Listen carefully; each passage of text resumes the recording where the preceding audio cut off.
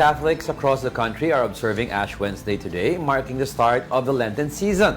Let's get the latest from Mobile Journal Francis Rivera, reporting live from Baclaran Church. Francis, kamusta na dyan sa Baclaran? Dami naman tao?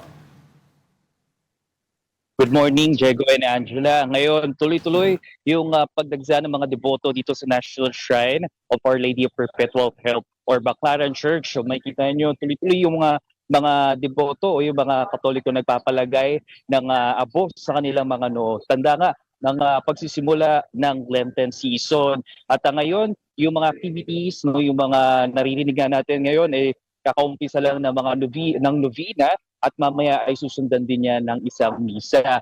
At dito naman sa lagay ng traffic, yung mga kapatid, medyo may bahagyang pagbagal na ng trapiko sa harapan ng Baclaran Church kung saan yung Ross Boulevard, ay dahil nga doon sa mga deboto na pumaparada doon sa harapan, itong harapan ng simbahan. Kaya naman inaabisuhan na rin natin ng ating mga kapatid na magdala talaga ng magbaon ng habang pasensya kung daraan dito sa harapan ng Baclaran Church. Francis, nagdagdag ba ang pamunuan ng simbahan ng special masses pang anointing of the ash?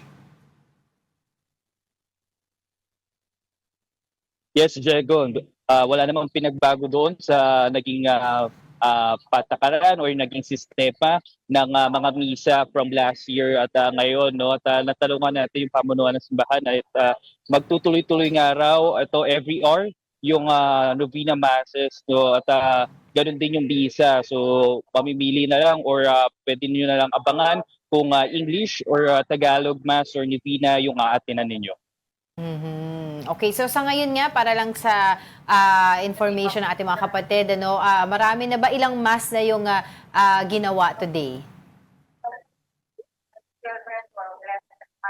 Yes, Angela, RD ang misa, nag-start sila ng 6 a.m. at ngayon ay 10 a.m. na. So meron lang halos 4 na sunod-sunod na misa at ganoon din sunod-sunod din yung